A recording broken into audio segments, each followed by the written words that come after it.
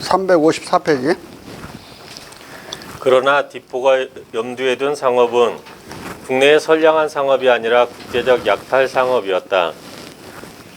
정말 나는 여기서 상업 자체가 타국에서 일반적으로 그런 것과 달리 영국에서는 사람들이 손대는 것 중 가장 천박한 일이 아니라 반대로 상업이 부와 가정을 키우는 가장 빠른 길이고, 따라서 지위 있는 인물들과 좋은 가문의 사람들이 착수하는 분야라고 덧붙일 것이다.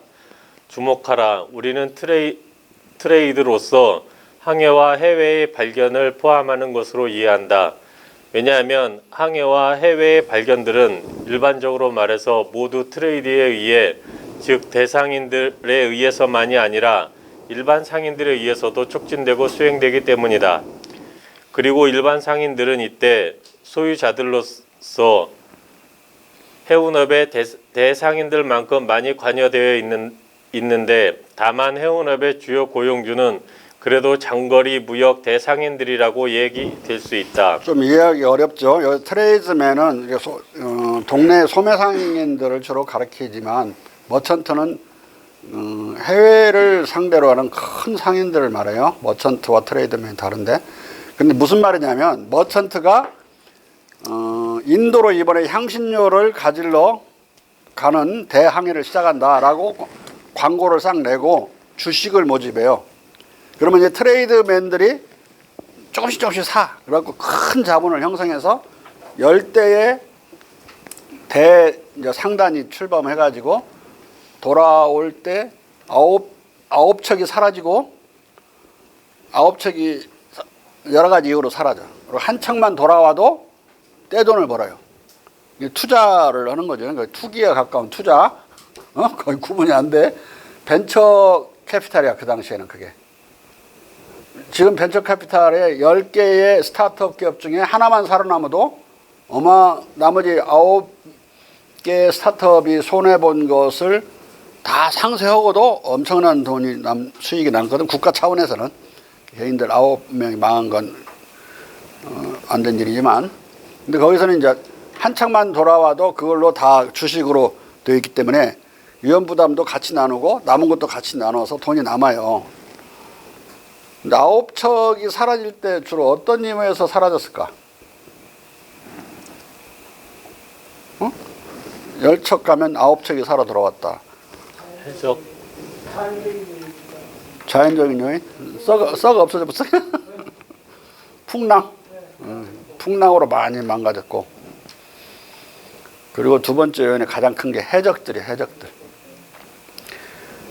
지금도 해적이 문제지만 옛날엔 더 문제였고, 해적 왕국이 있을 정도였고, 지금도 우리가 말라카 해협은 대단히 위험한 데고, 또 소말리아 지역도 위험하지만 말라카 지역도 말레이시아 정부가 조금만 약화돼도 말라카 해협은 통제가 안 돼요.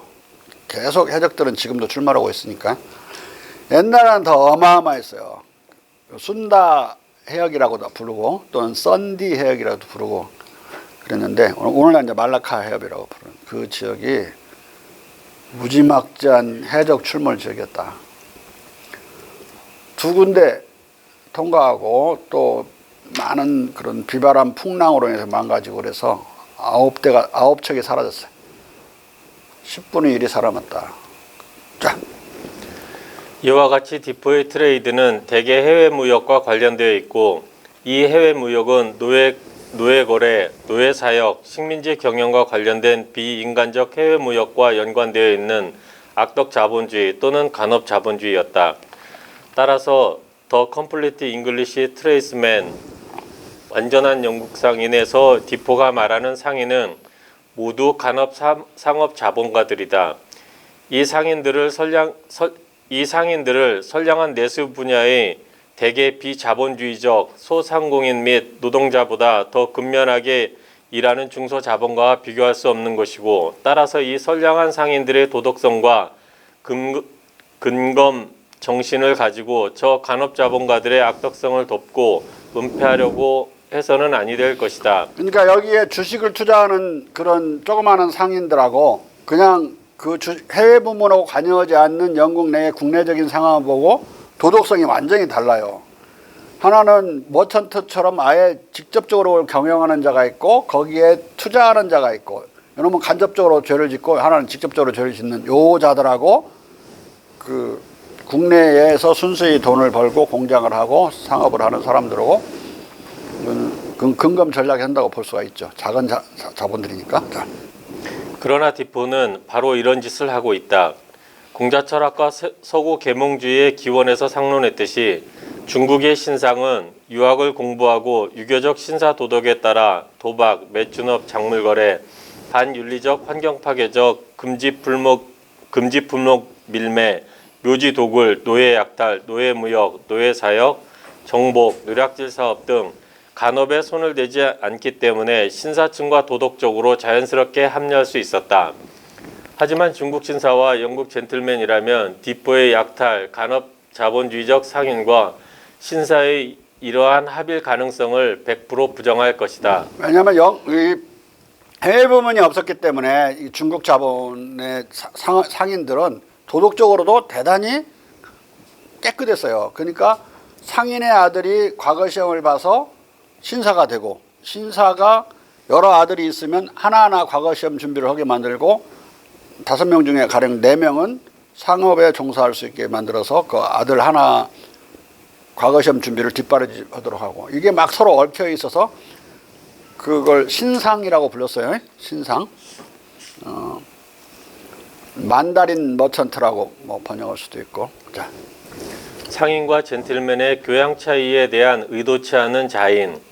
그러나 디포는 모든 면에서 상인의 젠트리와 동급이거나 젠트리보다 더 낫다고 생각하면서도 다시 이와 모순되게 젠트리를 모방하려고 든다. 하지만 교육에서는 상인과 젠트리가 갈라설 수밖에 없음을 의도치 않게 자인한다. 더구나 우리 공인 또는 장인 혈통의 잔재로부터 생겨난 상인들의 후예가 발휘하는 재능이나 능력에서 어떠한 결함도 발견하지 못한다. 이 장인 혈통이 상인들에게 영향을 미칠 것이라고 주장된다.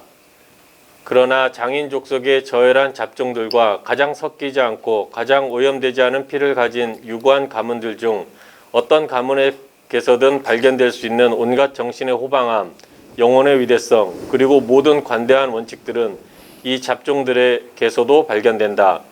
그리고 이 잡종들은 최선의 교육인 세상의 지식에서 유구한 가문들을 일반적으로 뛰어넘는다.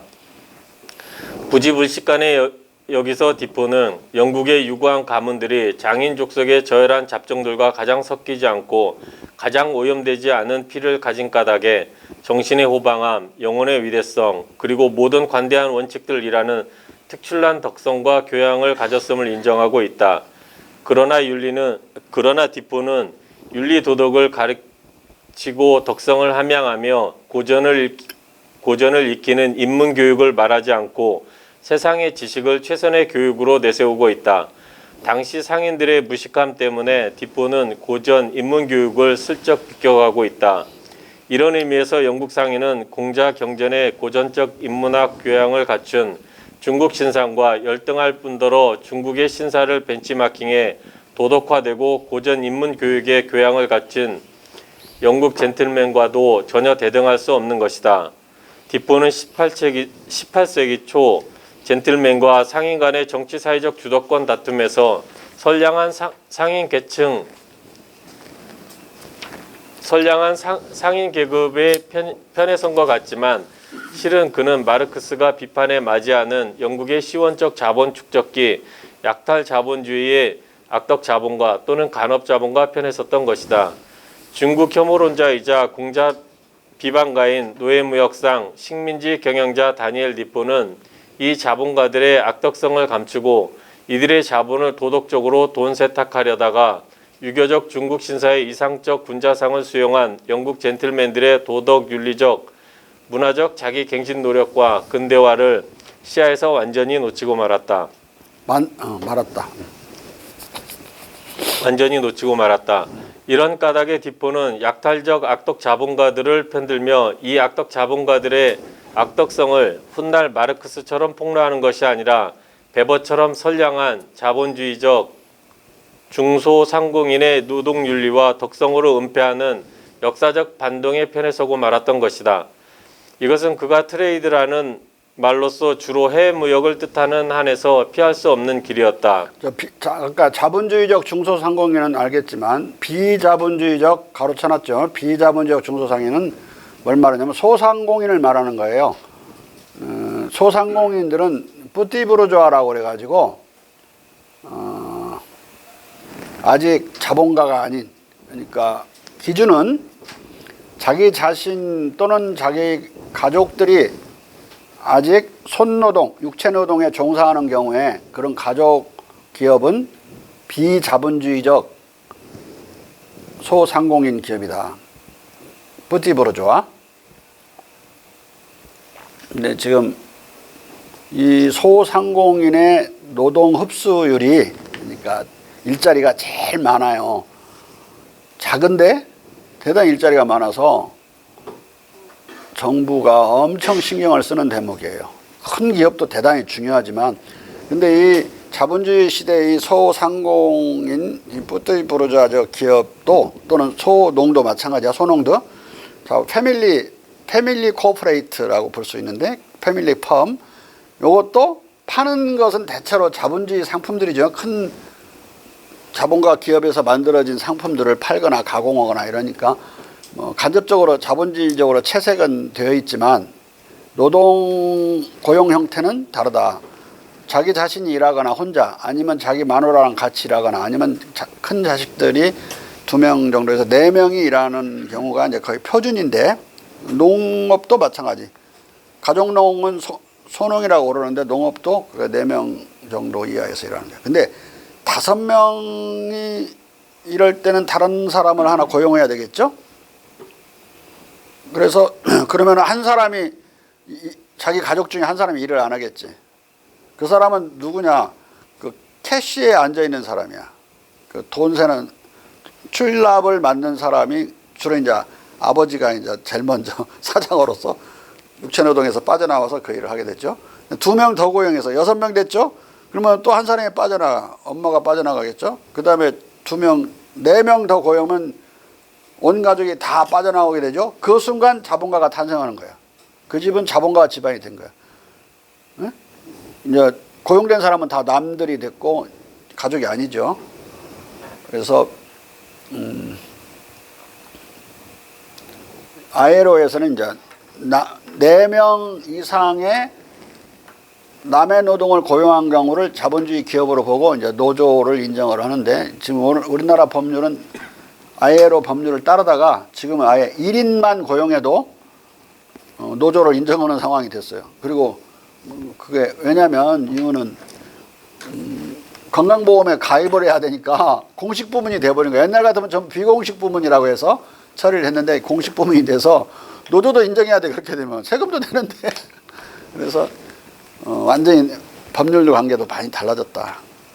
그렇지만은 경제학적으로는 가족이 4명이 일하고 있는 거하고 남이 4명이 일하고 있는 건 다른 거예요. 하나는 자본주의 기업이고 하나는 전자본주의 또는 비자본주의 기업으로서 뿌띠부르주아다. 자, 이것은 이제 칼 막스는 양의 진로법칙으로 설명했어요.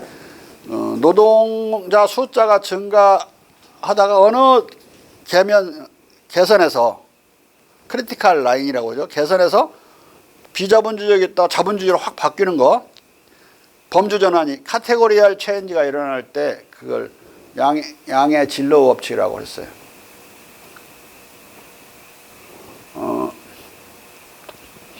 흙더미가 자그마하면 흙더미지만 엄청 크면 언덕이라고 그러죠. 더 크면 뭐라고 그래? 산? 더 크면, 산보다 더 크면 산맥. 다 다르죠, 개념이. 근데 양적인 증가만 이루어졌는데 범주가 바뀐다고.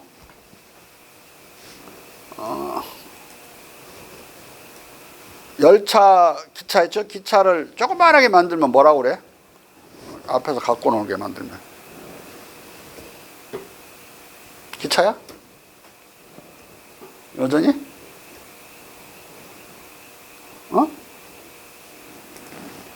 아무 생각이 없네. 장난감이지 기차가 아니라 더 이상이. 라이터가 손에 이렇게 쥐고 하는 건데 그것을 어떤 개그맨이 말이야 여의도 광장에서 엄청나게 크게 만들어갖고 나와가지고 발로 키워, 발로 밟아갖고 그 나이타야? 그것도 장난감이야. 크기가 달라질 때 그 용도를 벗어나면서 장난감으로 변하는 그런 경우도 양의 질로 변하는 경우들이야. 에? 양의 질로 법칙을 사실적으로 알아야 된다. 그걸 모르면 이제 중소기업을 나누고 비자본주의 기업을 나누고 또 대기업을 나누는 그 기준을 몰라요. 대기업과 중소기업은 어떻게 자본주의적인 중소기업과 대기업은 어디서 계산이 이루어지지? 어떤 기준으로? 자본금. 자본금의 크기? 어느 크기야? 그럼 크기? 종업원의 종업원의 수인데 어느 선?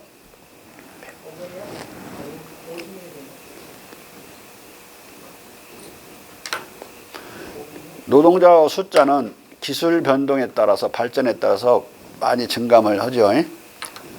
근데 그것에 관계없이 중소기업과 대기업을 나누는 기준이 있다. 그건 뭐냐? 사장이 자기 기업 그 고용자들을 다 모르면 대기업이야.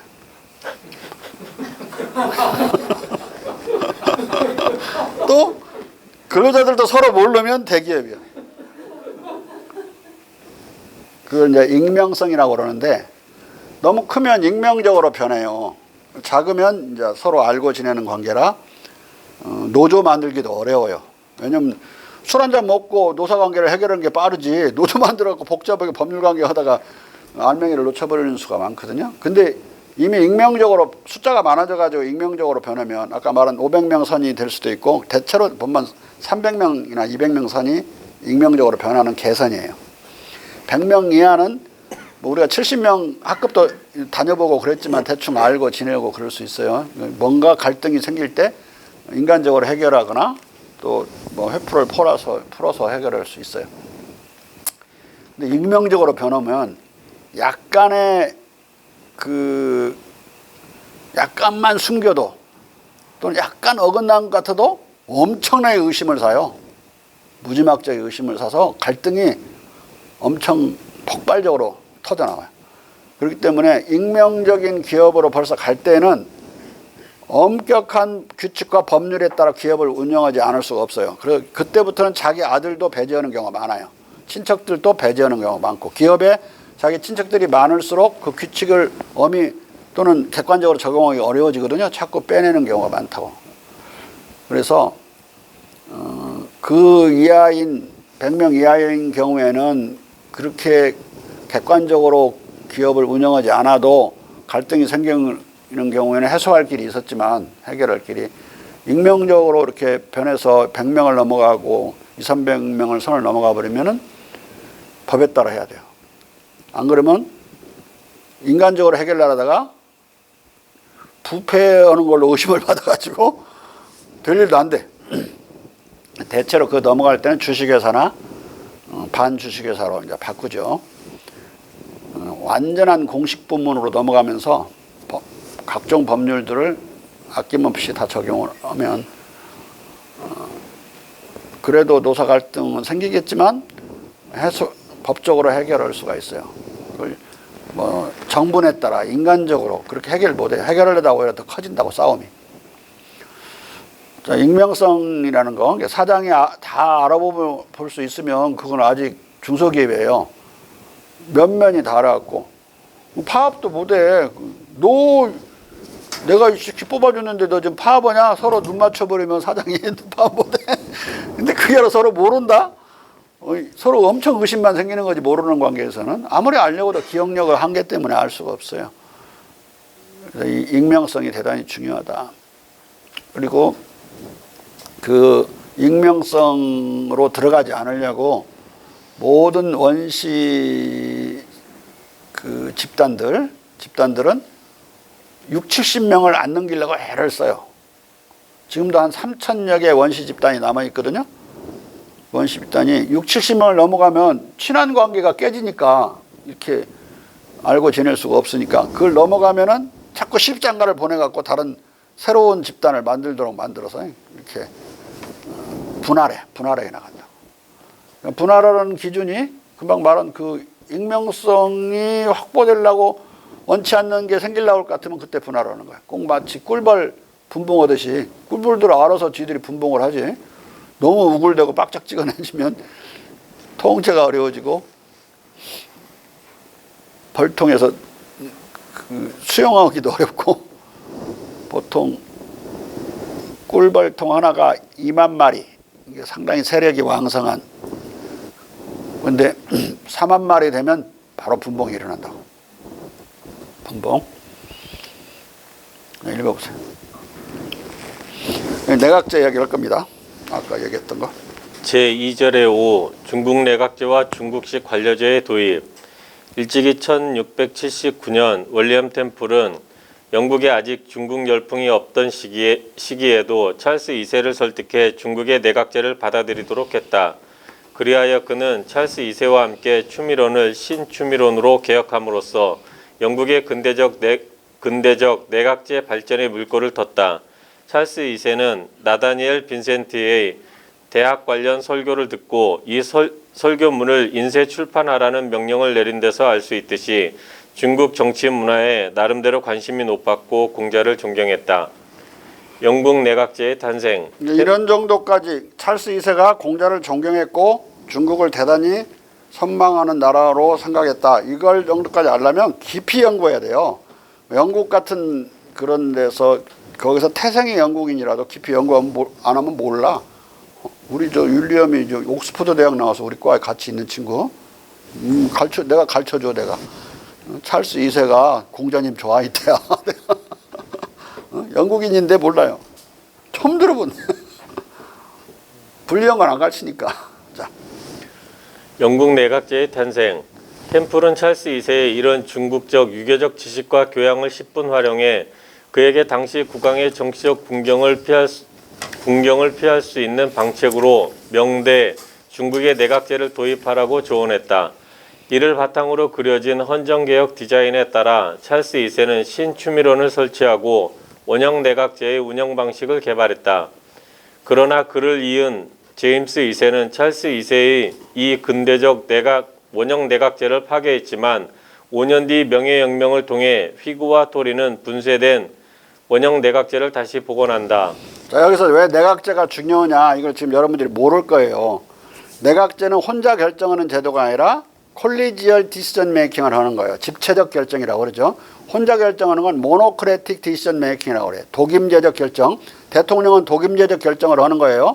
근데 벌써 국무회의는 집체적 결정하는 거고 국회는 단 한 케이스도 혼자 입법하거나 결정하는 경우가 없어요. 늘 상임위원회 단위의 집체적 결정만이 가능하죠. 의회에서의 독재는 대통령 독재보다 확률이 대단히 낮아요. 물론 의회 독재가 없다는 거 아니에요. 옛날 로베스피에르는 의회 독재자잖아. 복지위원회를 통해서 다 장악해봤으니까. 아무튼 집체적 결정으로 내각을 통해서 왕을 견제하는 거야. 내각을 자기가 설치했지 앞으로는 지금 신추미론 제도를 발표할 때 뭐라고 하냐면 앞으로는 어떠한 칙령도 왕의 칙령도 디크리도 내각과 상의하지 않고는 발표하지 않겠다 이렇게 선언을 하거든요. 그 말은 왕이 혼자 결정하는 게 아니라 이 추미론과 같이 결정한다 라고 하는 순간 추미론은 더 이상 추미론이 아니라 내각이 돼버리는 거예요. 그런데 그렇게 되면은 왕이 컨설테이션 하는 거, 뭐 자문을 하는 것처럼 하고 자기 혼자 다 결정하고 그런다. 그러면 거기 내각 강요들이 그만둔다고 그러겠죠? 자기들 허수아비 만들면. 그럼 또 거꾸로 자기가 마음대로 하고 싶은데 말을 안 들어 이 내각 강요들이. 그러면 어떻게 되겠어? 가로치는 수밖에 없어요. 가로치고 새 사람 또 해. 또 반대해. 이게 계속 인사를 새로 해야 되는 그 곤란함 때문에 결국은 내각으로 자꾸 권력이 이전된다고. 집체적 결정으로 넘어가게 돼, 자꾸. 모노크래틱 결정에서. 그러니까 이제 이걸 해보니까 의회 입장에서는 좋거든. 의회에서 국회의원들이 5명이 들어갔거든, 처음에 할 때. 5명이 들어간 나중에 국회의원들이 다 들어가 버리지. 그러면 완전 의원 내각제로 바뀌게 된 거야. 처음에는 5명만 의원이고 나머지 20명 가까이 됐나? 그 중에 이전에 추미란 위원들도 이제 같이 들어있어서 내각을 구성했어요. 그런데 대체로는 6명이서 하는 경우 많았고 12명이서 하는 경우 많았고, 왜냐하면 대귀족들을 내가 강요를 만들어놨더니 출근을 잘 안 해요. 런던에 오기 싫대야. 멀리 살고 그래가지고 안 오니까 이제 줄어들고 그러면은 대체로 6명 모일 때 있고 12명 모일 때 있고 이렇게 해서 6명에서 12명이서 결정을 내리는 경우가 많았다. 또 왕도 너무 이제 업무가 많고 복잡하고 알기 어렵고 그러니까 이제 여기에 더 차츰 의존하게 되고, 아주 결정적인 변화는 조지 1세라고 하는 영어를 모르는 독일 사람이, 하노버 왕가의 독일 사람이 그 영국 공주의 아들이란 말이야. 그쪽으로 시집 갔으니까. 그러니까 그 왕의 계승표에 따라 그 사람이 왕으로 와요. 아예 모르잖아. 그냥 영국 국사도 잘 모르겠고 영어도 모르고 이 새끼들 와서 모여서 영어로 떠들어대고 자기는 독일말밖에 모르고, 그냥 아예 이제 그냥 내각이 다 결정하는 식으로 넘어가면서 쉽사리 의원 내각제를 향해서 막 가는 거야. 네? 자, 이거. 찰스 2세가 원래 왕정복고 통해서 아버지 모가지 날라가고 다시 그 아들이야. 잡았었습니다. 그래서 귀족들이나 의회의 반대가 워낙 세니까 사실 타협책으로서 어떤 제도들을 찾다가 중국에 건가요?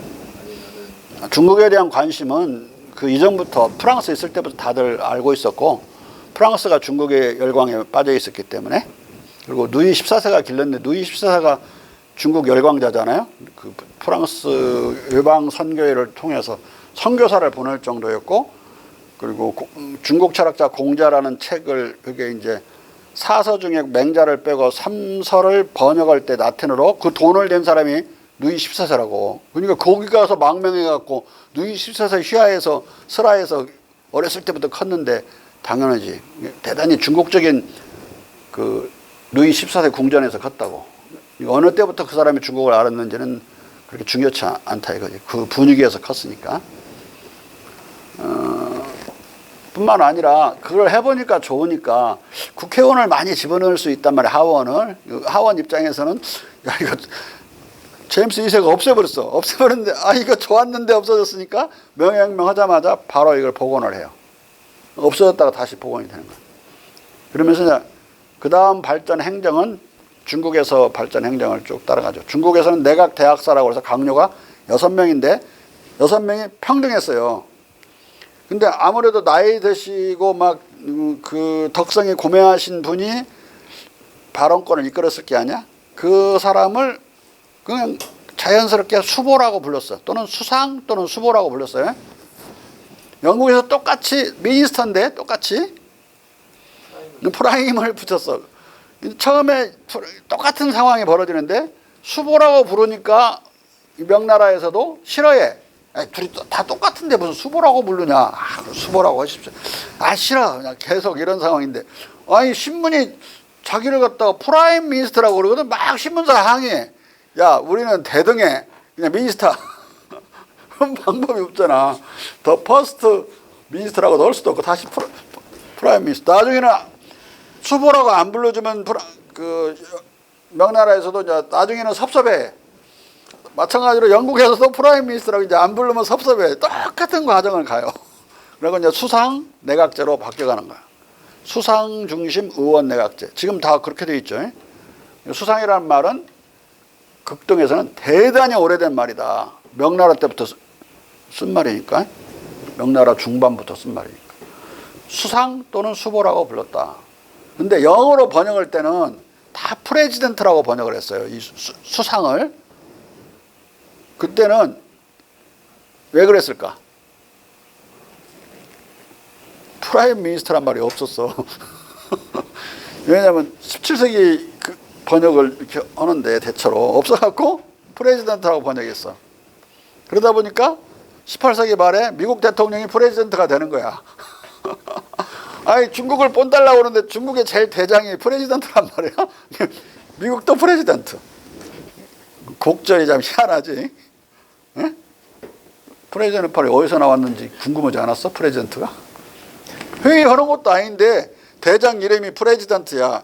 프레지던트는 프리사이드, 회의를 주재한다는 뜻이거든. 회의를 늘 해야 되는데 회의는 가장 대통령 혼자 단독 권력인데 언제든지 자기 그 내각 구성원은 잘라버릴 수가 있는데 미국에서 캐비넷 구성원은 마음대로 자를 수가 있어요. 임명할 때만 어렵지.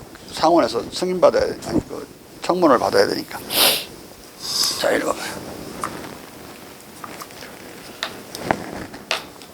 이후 영국 특유의 정치 과정을 통해 자연 발생적으로 내각의 통치권만이 아니라 내각 강요의 임명에 관한 권한마저도 왕의 손을 떠나 중국 대신회에 의해 내각 대학사 회추와 유사한 의회의 추천으로 전환되고 중국의 수보나 수상처럼 자연 발생적으로 영국의 수상이 출현함으로써 중국 내각제와 유사한 최고 발전 단계에 도달한다. 회추라고도 불렀고 조정해서 추천한다고 해서 정추라고도 불렀어요.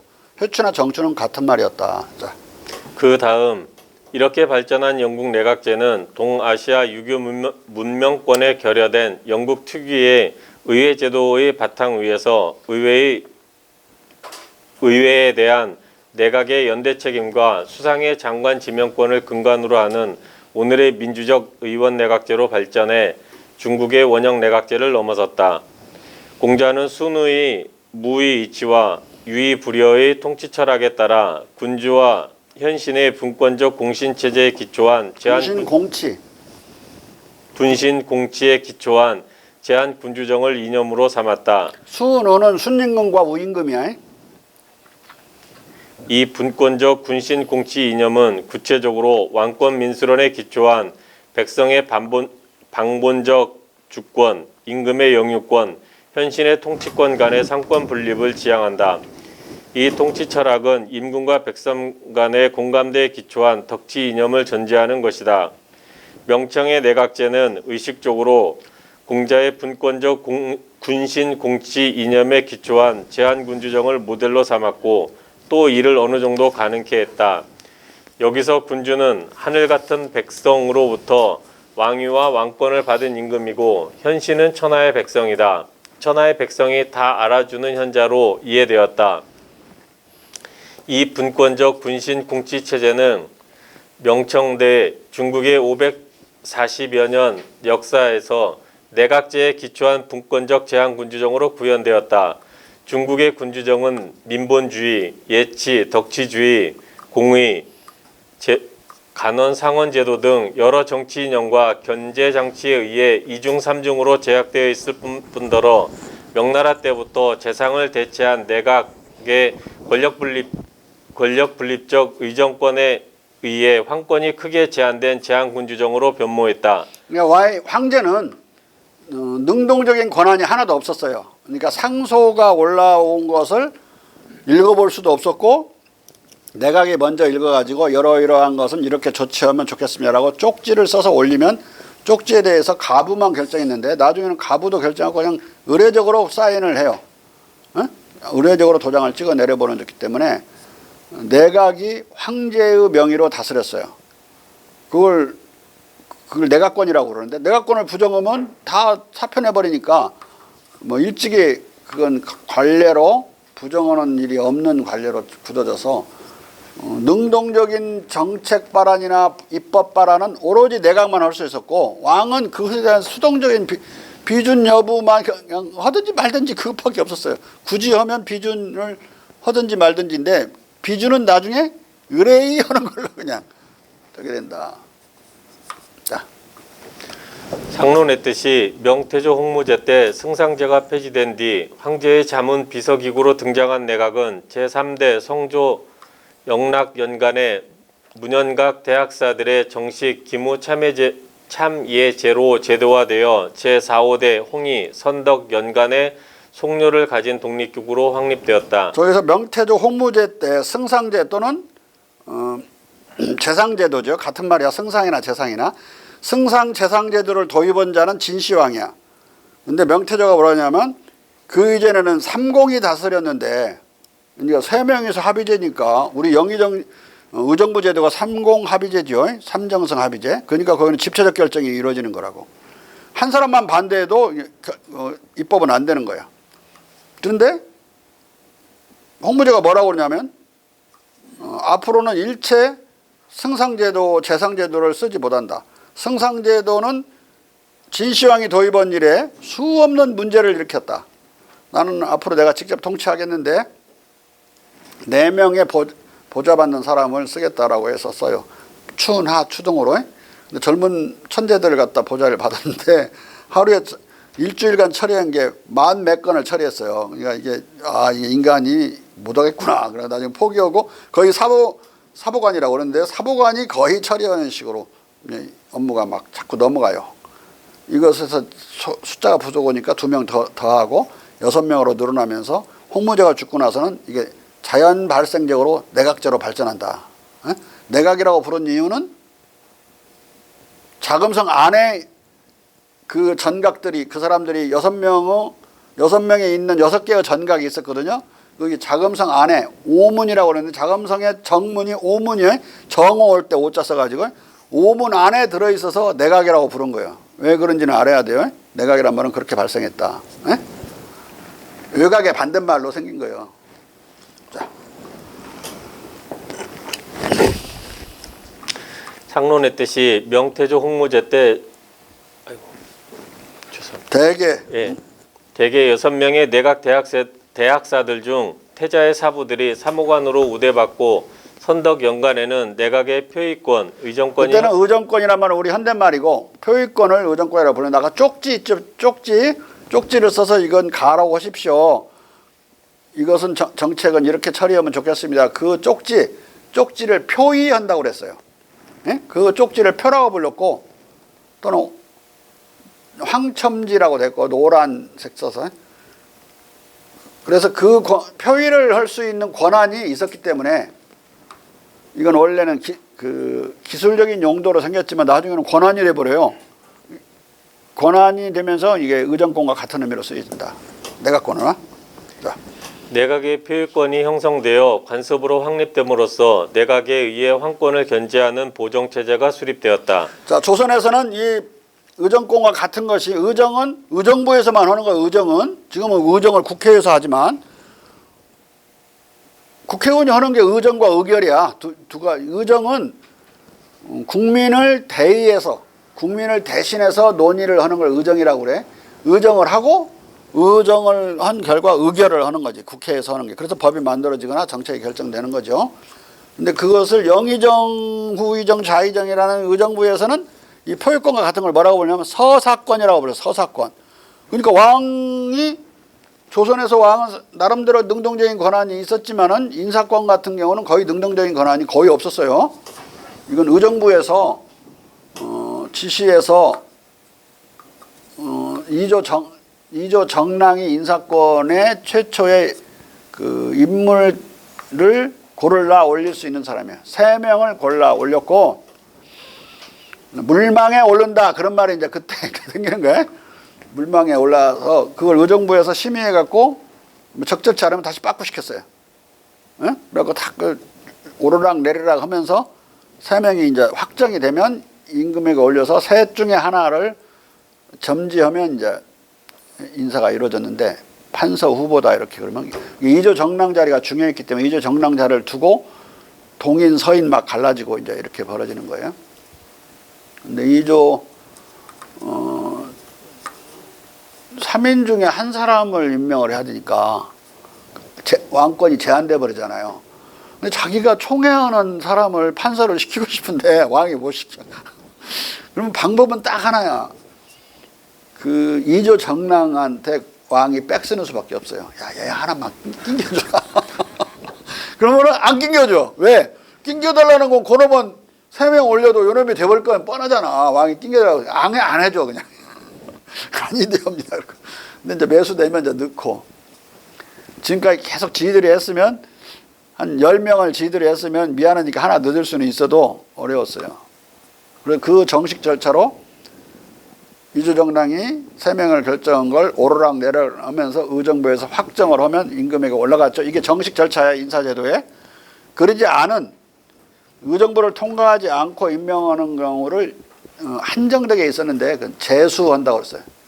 암행어사는 임금이 제수했어요. 의정부를 통하지 않고 할 수가 있었어요. 암행어사를 제수하야 뭐 이런 말이 그렇게 있는 거야. 의정부 없이, 의정부의 개입 없이 인사결정을 하는 걸 제수라고 그래요. 대단히 좁은 권한이었다. 어사와 암행어사. 어사가 두 종류가 있었죠. 암행하지 않는 어사도 많아. 임금 심부름꾼들. 그다음에 암행어사는 감찰하는 그런 권한이 있었어요. 근데 여기서 일대 승상을 앉혀놨더니 이놈이 완전히 정보를 독점해가지고 홍무제를 허수아비를 만들어요. 그리고 부정부패를 엄청 하거든요. 부정부패를 잡아내가지고 그 승상을 죽여버려. 죽이고 호용유라고는 승상인데 그게 최초 명나라 승상이자 최후의 승상이 돼요. 없애버리고 이 사보관 제도를 도입했던 거예요. 근데 그것을 드나들면서 명나라에 드나든 사람은 정도전만 드나든 게 아니라 그 이방원도 드나들어요. 사신으로 3번이나 왔다 갔다 하니까. 보니까 승상제도가 없어지고 승상을 죽여버렸잖아요. 그러니까 나중에 이방원도 정도전 죽여버려요. 그놈이 승상이었거든요. 재상이었거든요. 죽여버리고 정도전을 따르는 모든 성리학자들 다 죽여버려요. 하나도 안 남기고. 그러니까 성리학이 표방되는 국학은 성리학이지만은 실제로 성리학자가 없어져갖고 성리학자로 건들될 수가 없는 시대가 계속되는데 언제까지 되느냐? 인조 때까지 계속돼요. 그러면서 그때는 고려 때 남녀가 상당히 대등했던 그 전통도 계속 살아남을 수 있었고 성리학이 힘을 못 뻗치면서 또 많은 그 장자 형제들 간에 또 장자 위주가 아니라 평등했고 그때 남자 여자 똑같이 상속을 받았기 때문에 아들이 없는 경우는 딸들만 상속을 받았잖아요. 그러니까 딸들이 부자들이 많았어요. 그래서 신사임당도 부자였고 헌안설원도 부자였어. 둘 다 강원도 사람들인데 그들이 부자였기 때문에 사사삼경을 읽었고 그림도 그릴 수 있는 시간도 어렸고 종들도 전답도 많았어요. 특히 신사임당은 자기가 외딸인가 그랬을 거예요. 거의 외딸 하나나 둘 있었고 나머지는 아들이 없었기 때문에 전체 거의 상속을 받거든요. 근데 그때는 장가가거나 시집간다는 말이 정해지지 않고 형편에 따라 했어. 그러니까 여자가 돈이 많으면 장가를 갔어요. 남자가 돈이 없고 또 남자가 돈이 많으면 여자가 시집을 갔고 나중에는 성리학이 송시열에 의해서 확립되고 나서 송시열이 사기쳐갖고 성리학을 확립시켜요. 북벌을 한다고 사기쳐가지고 북벌을 하려면 내수를 해야 되나 안으로 갈고 닦아야 되니까 뭘로 갈고 닦아? 성리학으로 갈고 닦아. 그러면서 여성들 남녀 평등이 사라지고 장자와 그 이하의 아들들 평등이 사라져버려요. 장자 상속제로 굳어지게 되면서 여성들은 상속 대상에서 제외돼 버린다. 출가 외인이 그때 개념들이 생기고 그러니까 여성들이 문예를 할 수 있고 글을 쓸 수 있고 글을 공부할 수 있는 시대가 송시열에 의해서 끝나는 거예요. 병자호란 이후에 명나라가 망하고 나서 송시열이 인조를 사기쳐가지고 북벌을 합시다. 북경을 정벌한다 이 말이야. 그 정벌을 병자호란의 원수를 갚자 이거죠. 근데 100년이 가도 북벌을 안 해. 나중에 그러니까 박지원 등 얘네들이 그걸 비아냥거리면서 북벌은 무슨 놈의 북벌이냐 북학이다. 북경에서 배우자. 이렇게 이제 뜻이 바뀌어버리게 되는데요. 북벌로 100년 사기 쳐먹으면서 확립된 게 성리학이고 그걸로 조선이 어려워져요. 여러 가지로 어려워져. 양반 상놈 관계가 격차가 벌어지고 남녀 관계가 벌어지고 장자와 차남 이하가 벌어지고 불평등해져 가요. 불평등. 하이라키 사회로 변해간다. 평등하면 권위가 별로 없는데 대단히 권위 위주 사회로 변해가요. 그런데 이제 그 이후에는 또 영조, 정조를 중심으로 중홍기라고 그러는데 실은 이제 중요한 자연재해의 종식 현상이 있었는데 그때가 소빙기가 끝나요. 정조 중기에. 소빙기에 이전에 소빙기였을 때는 주먹만한 우박이 막 떨어져 가지고 농작물이 다 망가지는 해가 거듭되는 경우가 많았어요. 막 굶주렸고 그리고 그런 곡식들을 위주로 그걸 섭취를 못했어요. 다 그렇게 망가지니까. 이제 바다에서 물고기, 강에서 호수에서 물고기를 많이 잡아먹고 그랬었죠. 그렇게 해서 근근히 이제 버티다가 소빙기가 끝나면서 농촌이 제대로 돌아가면서 풍요로워지기 시작해요. 정조 때 오면 더 풍요로워져요. 농민들, 평민들의 삶이 풍요로워지는 거예요. 상업이 막 발달하고 농산물이 남아나니까 잉여 농산물은 다 시장으로 나가는 거잖아. 그러면서 이제 중요한 변화가 일어나는데 요호 부민이라는 평민 부자들이 도처에 향촌에서 생겨나요. 그러면서 평민 부자들이 향회한테 왜 너희들 양반만 회의하냐. 향회가 향촌 권력의 핵심이었거든요. 지방 수령을 와가지고 그냥 참모도 못 되고 그 고문 정도 역할을 하는 데 지방 양반들의 발언권 때문에 그래서 지방 양반이 향촌 향정을 결정하고 이제 그랬는데 왜 우리는 안 끼워주냐 그래가지고 그러면 끼워주기로 해서 평민이 들어오게 돼요. 향회. 그러면서 향회가 민회로 바뀐다. 나중에는 이제 가난한 평민들도 왜 우리는 또 빼냐 그래갖고 다 들어와 버려. 민회가 커져서 이제 어디 그 전각에서 회의를 못하고 큰 이제 마당에서 회의를 하게 돼요. 공설 마당에서 해서 민회가 한참 한 100년 운영이 되고 민회 근데 이방들의 권력을 이용해서 수령이 서로 짜고서 이게 탐관오리 노릇을 하게 돼요. 19세기 말에 이르게 되면 그게 이제 전환점이 진주 밀란의 시발점인데 밀란의 시대로 들어가게 돼. 1862년을 기점으로 이제 가장 큰 변화는 지방 수령이 이방들하고 짜고 권력이 강화돼요. 그러니까 민회에서 결정한 것을 안 받아들이는 사례가 많았어요. 그러니까 안 받아들이려면 민회 모여서 결정할 것도 없잖아요. 그러니까 민회가 밀란으로 바뀌어버리는 거예요. 그러면서 진주 밀란이 일어나는 거예요. 자, 향회, 민회, 밀란으로 발전해서 그 1862년 진주 밀란으로 시작된 밀란의 시대는 1894년 동학농민 전쟁으로 혁명 전쟁으로 이어지게 된다. 어떻게 되는지 알겠죠? 19세기 말에 우리 조선사 잘 알아야 돼요. 우리나라 역사만 모르고 서양만 알아갖고는 뭐 여기 지금 이해를 할 수가 없다고. 응? 자, 여기서 내가 아까 말한 양반들만 성리학적으로 공맹철학을 경전을 읽는 게 아니라 부유해지면서 서당이 엄청나게 많아져요. 2만 6천여 개의 서당이 생겨나 전국적으로. 그리고 평민들이 사서삼경을 읽는 거예요. 사서삼경 읽어야 적어도 사서삼경까지 해서 향교 입학시험이 벌어지거든요. 그러니까 뭐 향교 입학시험에 급제하든 낙방하든 간에 시험 공부를 하는 거고 그 서당은 다니는 거거든요. 그러니까 서당 하나에 훈장 한 명씩은 적어도 있었다고 봐야 되니까 훈장도 2만 6천 명 정도 된 거예요. 근데 이 훈장들이 훈장만 안 해요.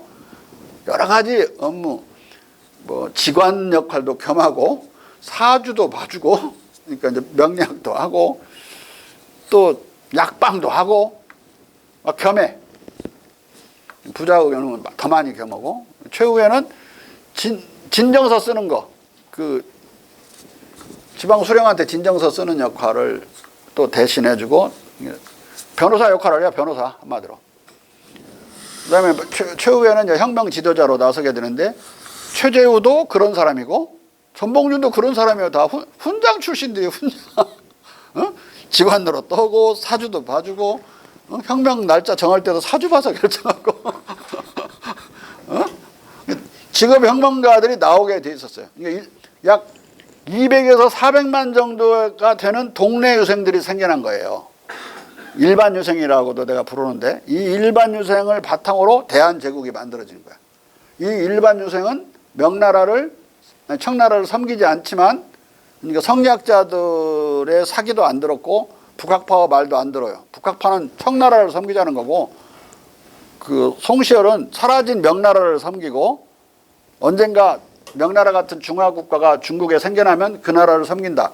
근데 150년이 지나도 그 중화국가가 안 나타나는 거야. 그러니까 아예 200에서 400만 정도 되는 동네 유생들은 아예 그러면 우리가 중화하자. 조선 중화론을 피게 돼요.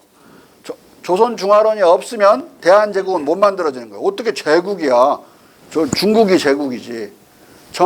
전통적 성리학 안에서는 그 시비 때문에 대한제국을 만들어질 수가 없는 거예요. 근데 이 동네 유생들은 그걸 이미 초월해버린 사람들이에요. 성리학적 세계관을 벗어나서 공자 맹자를 읽은 사람들이고 성리대전이라는 그 두터운 책을 그 명나라 영조가 만든 그 두터운 영종이 명해서 만든 그 두터운 책을 사기에는 너무 가난한 사람들이야.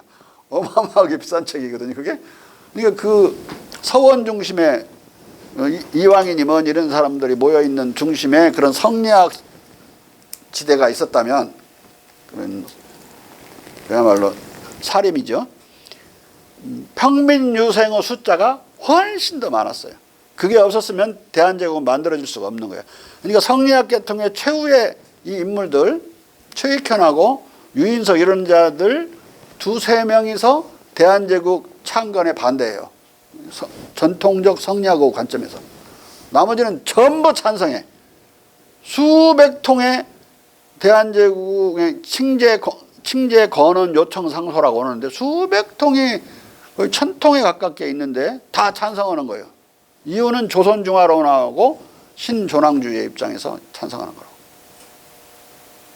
그러니까 이 동네 일반 수백만 명의 유생 대중을 발견하지 못하면 한국 국사는 잘못 해석하는 거예요. 그 안에서 동학이 발전되어 나오는 거예요. 네? 안 그러고는 한두 사람의 깨달음으로 그걸 설명하면 안 되지.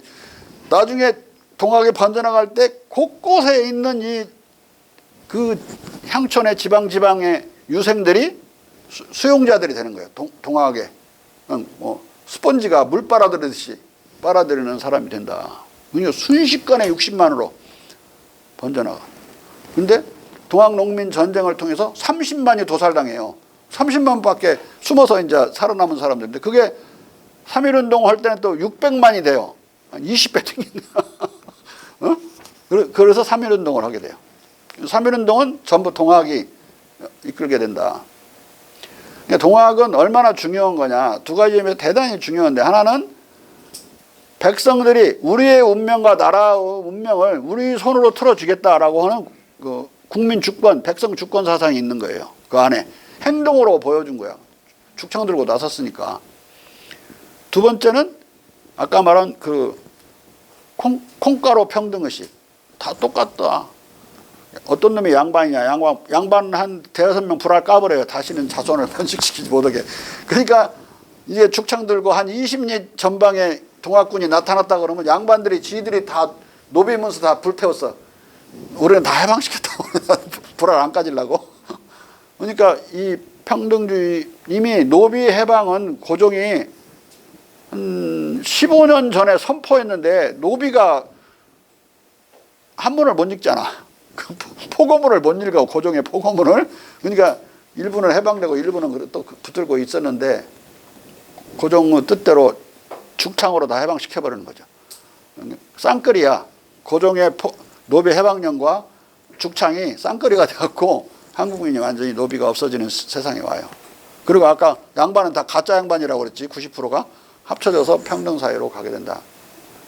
콩가루 평등으로 가게 돼. 예? 누구도 반칙과 특권을 할 수 없는 사회를 향해서 이제 발동이 걸린 거지. 자.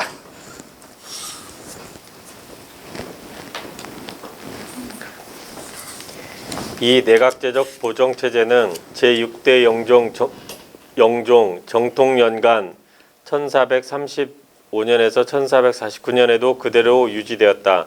그러다가 복벽한 영종 천순년간 1457년에서 1464년에는 표의권이 내각에 전속되고 내각 수보 또는 수상이 나타나 그 지위가 황제권을 견제할 수준으로 강화되면서 내각제는 대등한 각신들의 보정 체제에서 위계적 수보 체제로 발전했다. 자, 이 영종이 누구냐면 저게 북원이 아직도 북쪽에는 강하게 원나라가 남아 있었거든요. 그걸 북원이라고 불렀는데 북원의 침범을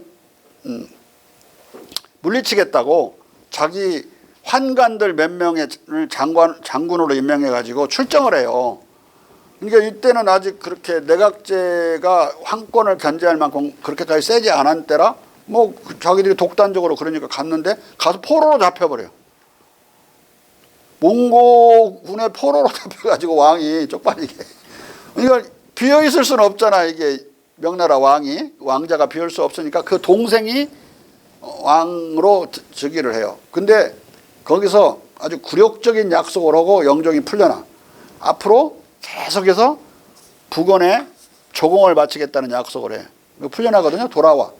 돌아와가지고 자기 동생을 잡아가지고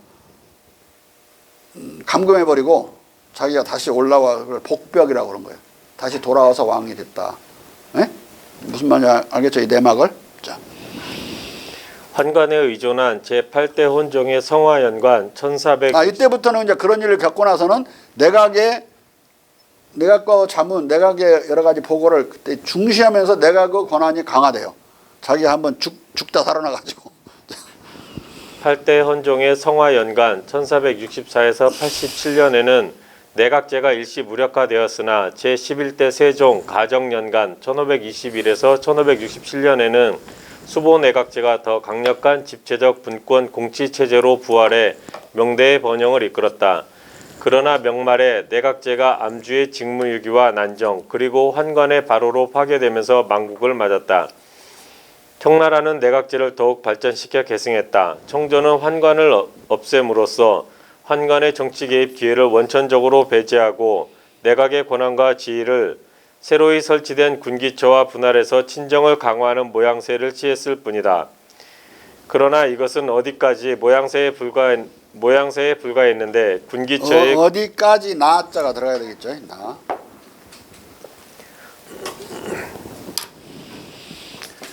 그러나 이것은 어디까지나 모양새에 불과했는데 군기처의 구성원들이 다시 내각 대학사들이었기 때문이다. 공자의 정치철학과 다만 군기처는 황제가 같이 임석을 한다는 차이만 있어. 내각은 황제가 임석을 안 하거든요. 여기는 근데 다시 내각 대학사들이 거기 군기처 그 요원들이야. 자. 공자의 정치철학과 중국의 내각제가 여러 경로로 유럽에 알려지고 윌리엄 템플과 찰스 2세에 의해 영국으로 받아들여져서 유럽의 근대적 내각제가 발전되어 나온 것이다.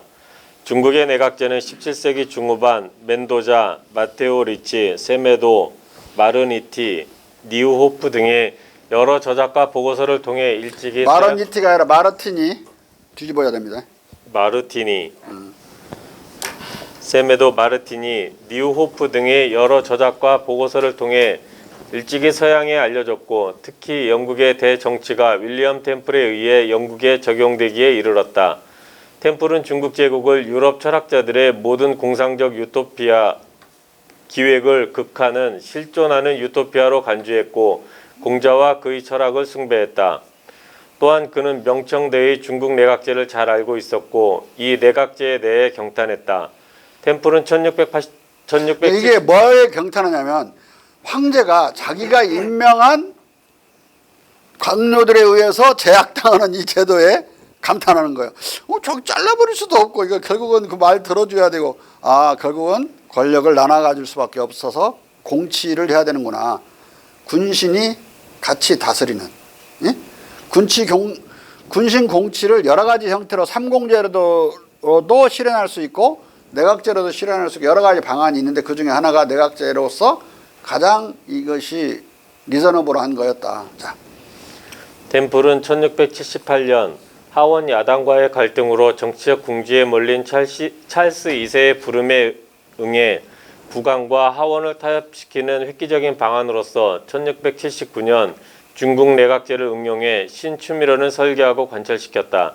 템플은 왕권 신수설을 신봉하며 절대 군주정을 추구하는 찰스 2세와 고대 헌법론의 관점에서 왕권을 약화시키려고 벼르는 의회를 타협시켜야 하는 불가능한 임무를 중국 내각제의 응용에 의해 성공적으로 완수할 수 있었던 것이다. 이게 미션 임파서블을 해낸 거야 이걸로. 자. 템플은 절대 군주의 왕권 민수론적 원칙과 레토릭을 조금도 손대지 않으면서 왕권을 수동적, 의례적 비중권으로 축소시킨 명청대의 내각제에서 그 해법을 찾았기 때문이다. 찰스 2세는 1679년 4월 20일 일요일 신추밀원 설치에 관한 선언을 발표했다. 이 선언에서 국왕은 기존의 추밀원을 해체하고 의회의 주요 지도자를 포함하는 신추밀원을 구성하고 향후 왕의 모든 칙령을 반드시 추밀원의 조언을 듣고 발령할 것이며 이제 과거의 외무위원회와 같은 측근들의 밀실협의체를 없앨 것이라고 공약했다. 그리고 업무를 효율화하기 위해 추밀원 위원수를 50명에서 33명으로 축소했다. 이어서 바로 신추밀원을 소집하고 9명의 정보위원회 등 4개의 분과위원회를 설치했다. 그리고 추밀원 의장이자 의회의원인 셰프츠베리 야당 대표도 참여시킨 이 정보위원회를 국왕과 얼굴을 맞대고 면회하는 상임위원회를 운영했다. 앞에서 나온 그런 그 글 쓰는 셰프스베리의 할아버지야 이 사람은요. 백작. 왕과 추밀원 의장을 포함해 도합 11명으로 구성된 이 정보위원회는 6명 내지 12명이 명청대 내각과 거의 동일한 구조와 기능을 갖추고 유사한 역할을 했다. 이로써 절대군주 찰스 2세는 이게 6명 더하기 12명 하면 18명이죠. 그걸 2로 나누면 9명이지. 정보위원회가 9명이야. 네? 33명이 다 내각이 아니라 형식적인 내각이고 안에서 9명이 진짜 내각이거든요. 아주 그러니까 유사하죠. 자. 이로써 절대군주 찰스 2세는 내각제적 제한군주정의 시발점을 이루는 더 킹 인 카운슬, 즉 제한군주로 재탄생했다. 더 킹 인 카운슬이라고 하는 것은 왕이 이제 내가 그 카운슬하고만 항의해서 칙령을 바른다고 했으니까 그걸 간단히 줄여서 추밀원 속의 왕이라고 한 거야. 추밀원의 오버도 아니고 더 킹 오버 카운슬, 더 킹 또는 사이드 옆에 왕도 아니고 속에 또 이제 입법권은 이건 정부를 이렇게 표현하거든요. 행정부를 지금도 오늘날 쓰는 말이에요. 더 킹 인 카운슬, 더 정식 명칭 언더 더 스카이 하늘 아래에 내각 속의 왕이 정부란 뜻이야. 가버먼트란 말은 없어요. 영국에서. 신문에서 가버먼트라고 그래요. 네? 또 정치학 교과서에서. 근데 실제로 이제 법률 용어는 더 킹 인 카운슬이야. 그러면은 입법부는 뭐라고 하냐? 더 킹 인 팔러먼트. 사법부 또는 사법권은 뭐라고 하냐? 더 킹 인 코트. 이렇게 불러요. 정식 명칭이야. 잘 알아둬야 된다고. 그러니까 더 킹 인 코트 그렇게 해놓으면 번역한답시고 그것을 갖다가 뭐요? 코트 속에 임금이라고 해버려. 무슨 말인지 우리 또 한국 독자는 못 알아들어. 사법부 그 말이에요. 또 입법부도 더 킹 인 팔러먼트. 그러면서 모든 입법권은 처음에는 왕과 상의해서 결국은 입법을 한다고 그렇게 되어 있었지만 결국은 왕이 이제 허세비가 자꾸 되어가면서 입법권을 의회가 100% 가져가니까 왕의 명의로만 법률은 발표될 뿐이지 의회가 다 하는 거죠. 네? 지금도 우리나라도 법은 의회에서 만들지만 대통령의 이름으로 공포되죠. 모든 법률은 대통령 이름으로 공포된다. 자, 템플과 찰스 2세의 이 원형 내각제는 시행과 동시에 바로 변형되고 국회와 의회 간의 격렬한 갈등 속에서 뒤틀린다.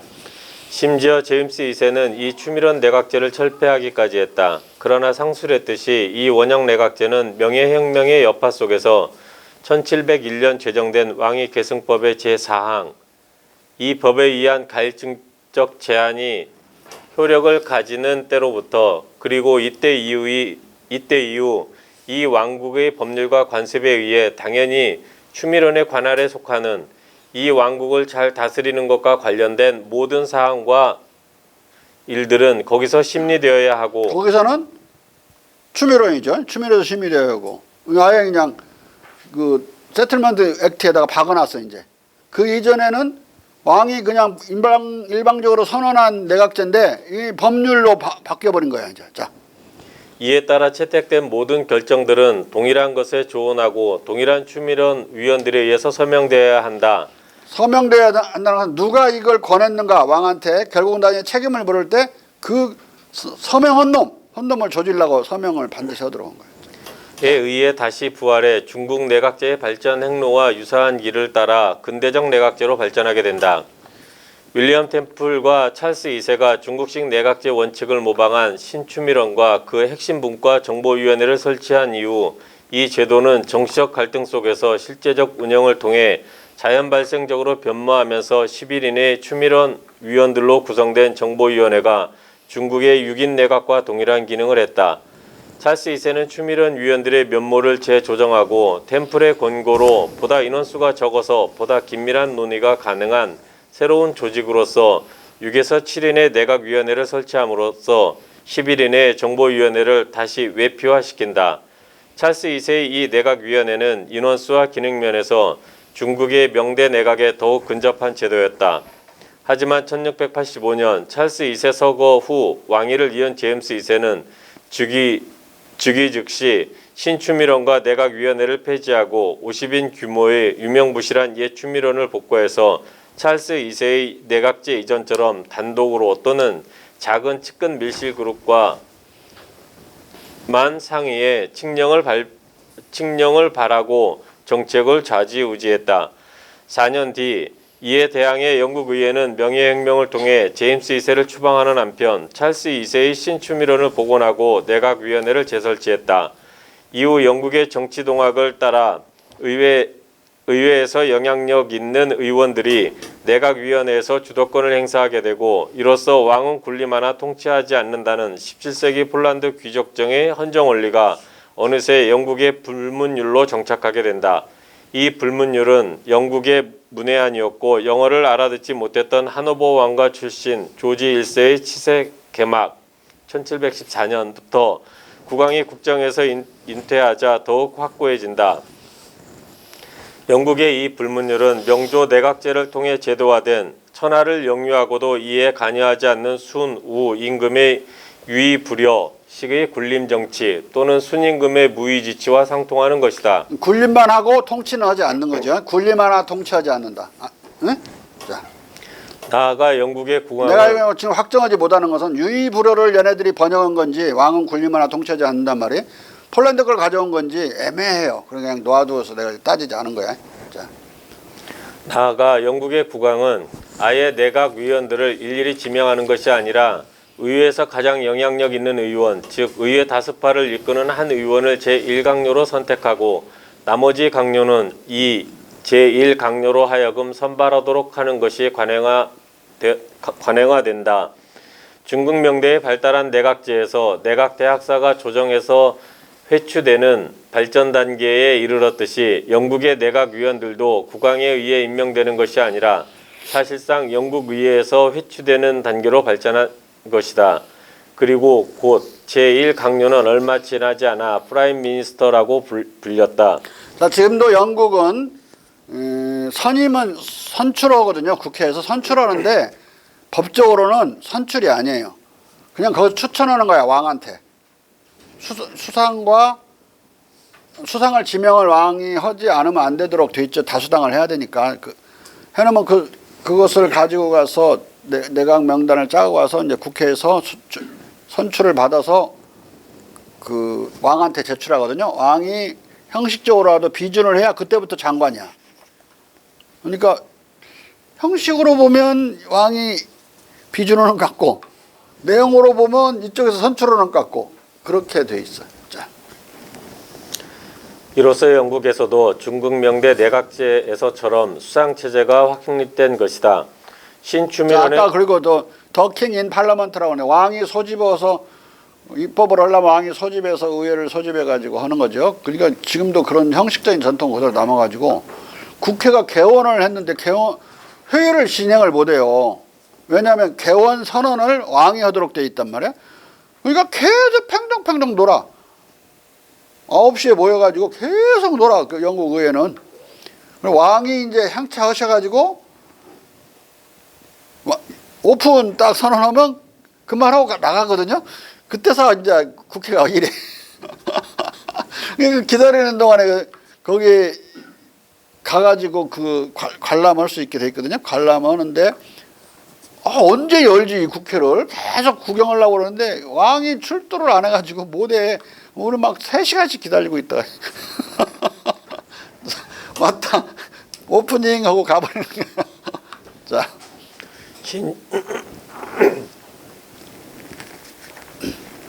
신추미론의 첫 단추가 중국식으로 끼워진 까닭에 이후 발전도 자연 발생적으로 중국식 발전 단계를 반복한 것이다. 물론 중국식 반복만이 있었던 것은 아니다. 주지하다시피 영국의 내각제는 중국 명나라와 청나라에는 없었던 의회와의 상호작용 속에서 부지불식 간의 의원 내각제로 발전하고 이로써 중국식 내각제를 넘어서 근대 민주주의 시대를 개막할 수 있었다. 중국 과거제와 영국 공무원 임용 고시의 도입과 발전 18세기 영국의 중국 열풍은 19세기 중반까지도 부분적으로 유지되었고 이 여진 속에서 영국 입법자들은 1855년 중국 과거제와 관료제를 모방한 공무원 임용 시험 제도를 도입해 1870년 일반화했다.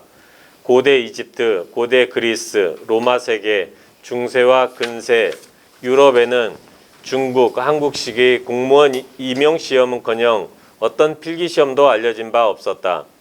유럽에서 19세기까지 필기 시험을 몰라요, 서양이. 에? 얼마나 낙후한지 알겠죠. 필기 시험이 있어야 무슨 공무원 임용 시험을 보든지 말든지 하지. 자, 유럽에서 학교 필기 시험은 18세기까지도 알려지지 않은 것으로 얘기된다. 유럽에서 학교 시험은 18, 19세기에 발전했고 공무원 임용고시는 1840에서 1880년대에 도입되었다. 학교 필기 시험이든 공무원 임용고시 등 다 극동아시아의 과거제를 모델로 삼은 것이다. 미셸 푸코가 유럽적 근대성의 고유한 기율화 수단으로 오해하고 계보학적 분석을 시도한 필기시험은 실은 머나먼 중국에서 유래한 제도였던 것이다. 이 미셸 푸코는 이 시험이라는 거, examination 또는 독일말로 프리풍이 불어는 엑사명이 유럽의 고유한 제도로 보고 근대에 만들어진 그걸로 인해서 사람들이 시험 점수를 쭉 배정받죠. 80점짜리, 90점짜리. 옛날에는 집단적으로 신분이 존재했지만 이제는 개인 신분이 존재한다. 그러니까 81점짜리와 82점짜리는 다른 거고 신분이 달라, 신분이. 그걸 배정하는 기구가 근대적 기구가 시험이라고 이렇게 규정을 했는데 그 시험은 그렇게 근대적인 것도 관계없이 중국에서 간 거야. 자, 당시 영국의 행정개혁 입법을 주도한 노스코트와 트리벨리언은 공무원 임용고시를 중국에서 가져온 것에 대해 함구했을지라도 공무원 충원제도의 개혁과 관련된 동시대 목격자들은 모두 이구동성으로 그들의 공무원 임용고시에 대한 중국적 영향을 원하던 사람이든 원하지 않던 사람이든 명백히 시인했고 또 영국 공무원 고시 제도는 중국의 과거 제도에 의해 상당한 정도로 영향을 받았다고 이구동성으로 말했다. 이러한 주장의 논거는 1. 중국 과거 제도는 영국에 잘 알려져 있었고 2. 그 시기의 정기 관행물과 의회 논쟁에서 경쟁시험 관념은 중국과 연결되어 있었으며 3. 의회 안팎에서 시험은 중국 제도라고 주장되었고 또 이것이 부인된 적이 없었고 4. 중국 외의 어떤 나라도 이전에 경쟁적 공무원 임용고시를 시행하지 않았다는 것 등이다. 이 논거 제시는 중국 외에 중국 제도를 도입한 고려와 조선 그리고 안남, 베트남에서도 이전에 경쟁적 공무원 임용고시를 시행했다는 것만 보완한다면 전적으로 옳은 말이다. 근데 이 그 825 각주 달린 이 친구가 이 쓴 놈이 중국 놈이라 중국만 있었다고 그렇게 하는 거야. 옆에 조선이나 이렇게 안 나면 잊어버려버린 거야 지금. 자, 18세기 영국의 철학계는 상술했듯이 17세기 초의 베이컨과 홉스를 포함해 음량으로 중국 문화와 공자주의의 영향을 받으면서 감성, 감각, 감정, 경험, 덕성을 중시하는 로크, 뉴턴, 셰프치베리, 허치슨, 휴움, 스미스 등의 경험론이 이성과 지혜를 중심으로 한 강단 철학의 신플라톤주의적, 아리스토텔레스주의적 합리론과 격렬한 사상 투쟁을 벌여 이를 제압한 단계에 있었다.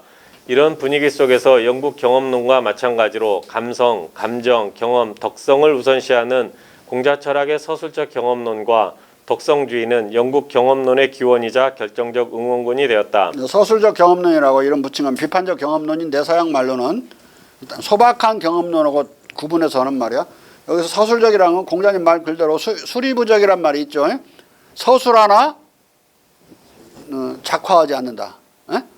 그리고 부지작하는 사람, 알지 못하면서 작화하는 사람들이 있는 모양인데 아무시 나는 그런 사람이 아니다. 나는 그것이 없다. 이렇게 말을 했죠. 술자를 쓴 이걸 받아들여서 술은 작의 반대말이야. 작화하는 말의 반대말이라. 자. 이런 까닭에 뒤에 상론할 뷰캐넌, 베이컨, 밀턴, 빈센트, 로크, 셰프치베리, 휴움, 스미스 등의 계몽 철학 속에도 알게 모르게 공자 철학의 영향이 스며들었다. 자, 오늘 여기까지 맞춰서 다행스러운 일이라고 생각합니다. 다음은 이제 이렇게 직접적으로 영향받은 것이 아니라 완전히 이제 한번 소화해가지고 자기들의 철학으로 다시 토해내는 그것을 보면서 공자 영향이 어디서 확인되는지를 짚어가려고 그래요. 이제 좀 더 어려워집니다. 그들의 본격적인 계몽 철학이 등장하니까. 오늘 여기까지 하겠습니다. 감사합니다.